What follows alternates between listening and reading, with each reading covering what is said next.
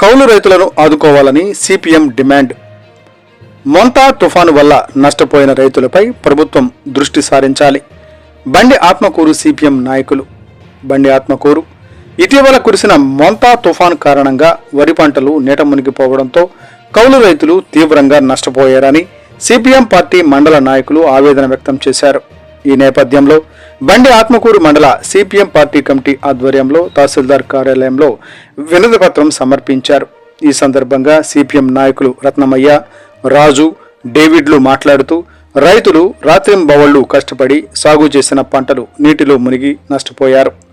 ప్రభుత్వం వెంటనే స్పందించి భూ యజమానితో సంబంధం లేకుండా కౌలు రైతులకు పంట నష్టం పరిహారం చెల్లించాలి. గ్రామ సభలు నిర్వహించి కౌలు కార్డులు మంజూరు చేయాలి. బ్యాంకుల ద్వారా రుణాలు ఇవ్వడం ద్వారా రైతులను ఆదుకోవాలని డిమాండ్ చేశారు. నారాయణపురం, లింగాపురం, చిన్నదేవలాపురం, రామాపురం, పార్నపల్లె, ఏకోడూరు, బండి ఆత్మకూరు తదితర గ్రామాలలో మద్దిలేటి వాగు పరివాహక ప్రాంతాలలో పంటలు పూర్తిగా దెబ్బతిన్నాయని తెలిపారు. ఈ కార్యక్రమంలో సిపిఎం సీనియర్ నాయకులు రామచంద్రుడు, వ్యవసాయ కార్మిక సంఘం మండల అధ్యక్షులు కుళాయి స్వామి, రైతు సంఘం నాయకురాలు నాగరత్నం తదితరులు పాల్గొన్నారు. మండల కమిటీ తహసీల్దార్ గారికి ఒక వినతి పత్రము ఇవ్వడం జరిగింది.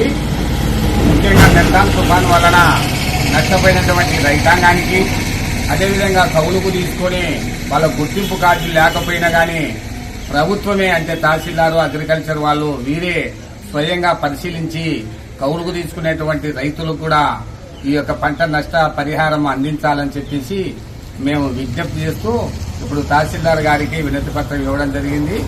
కాబట్టి వెంటనే న్యాయం చేయాలని చెప్పేసి ప్రభుత్వాన్ని మేము డిమాండ్ చేస్తున్నాం. పార్టీ మండల కమిటీ ఆధ్వర్యంలో తహసీల్దార్ గారికి వినతి పత్రం ఇవ్వడం జరిగింది. ప్రధానంగా మెంతా తుఫాను వల్ల మన బండి ఆత్మకూరు మండలంలో మద్దిలేటి వాగు ఉన్న రైతులు తీవ్రమైన నష్టం జరిగింది.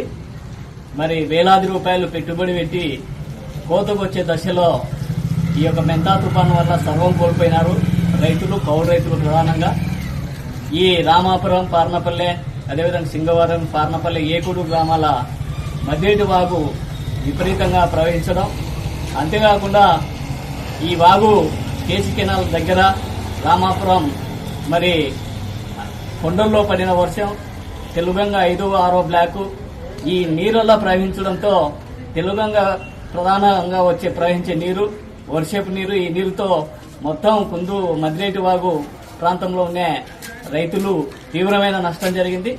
ప్రభుత్వం వెంటనే స్పందించి ఆదుకోవాలి. మరి ఈరోజు ప్రధానంగా కౌలు రైతులు వేలాది రూపాయలు పెట్టుబడి పెట్టి తమ రెక్కలు ముక్కలు చేసుకుని పంట చేతికొచ్చే దశలో మరి ఈరోజు వాగుపాలైంది. కాబట్టి ఇప్పుడైనా ప్రభుత్వం వెంటనే స్పందించి భూ యజమానితో సంబంధం లేకుండా కౌలు రైతులకు కార్డులు ఇవ్వాలి, నష్టపరిహారం ఇవ్వాలి.